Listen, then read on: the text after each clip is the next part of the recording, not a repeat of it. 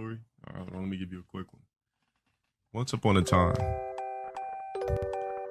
there was a naughty, little crispy, little black adolescent child. In his neighborhood, he caused all type of ruckus and turmoil, knocking over people's mailboxes, breaking fire extinguishers, stealing pieces of chicken out the local fried chicken spot off the display, telling the donut shop owners that to look over there's a roach so he can grab a quick glazed donut and go, tripping old people as they walk.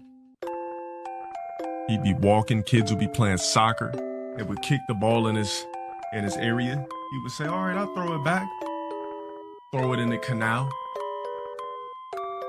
And then one day, this black crispy critter with nappy ass hair, just mad at the world for no reason, decided to take a different way home. He decided to take a different way home. He was out causing turmoil, ruckus all fucking day.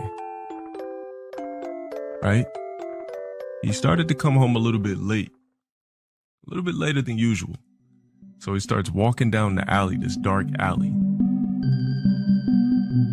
And he hears a noise and it goes, he's like, fuck. He starts looking around. He thought it was a dog eating on an old piece of steak that was just thrown out. There was a rotted piece of steak out there. He thought maybe a dog had slobbered it up.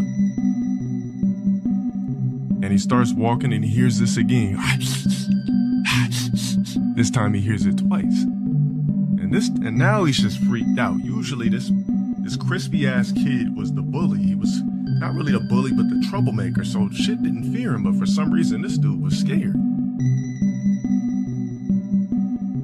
And he's walking still. And for some reason this dude decided to start to run. Now, you know when you run, a dog's gonna chase you. When you run, you're liable to get chased. So he starts running.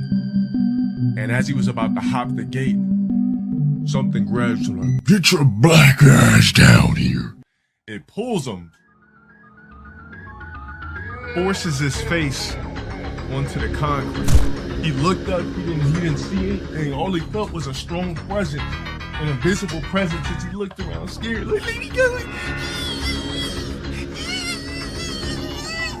He just couldn't. He couldn't get up. He just felt overpowered. He just had to kind of succumb to what's gonna happen. Next thing you know, he feels his boxers rip off. He feels his fucking belt buckle snap. And before you know it, some sort of being or deity shoves something up his ass, and he's like, ah! And this thing is just thrusting him, just destroying his insides. And he just lays there like, just getting fucked by this deity being, this invisible black spirit. And then he wakes up in the alley 3 hours later, face down, side of his face full of gravel. Feels something wet. As he gets up, he's in a puddle of something. And then he gets up. As he gets up and he starts to white and his eyes start to barely crack open. And he smells something that comes from a different dimension, from a different side of the numbers. And he feels it in his ass crack. And he takes it and he looks, and it's highlighted green matrix juice, you bitch ass nigga. Don't ever ask me to tell you a motherfucking story again. He was just laying there in matrix juice, just a puddle of bust matrix juice from this weird matrix monster that came and fucked him through a different dimension. There's your fucking bedtime story. Take your black ass to bed.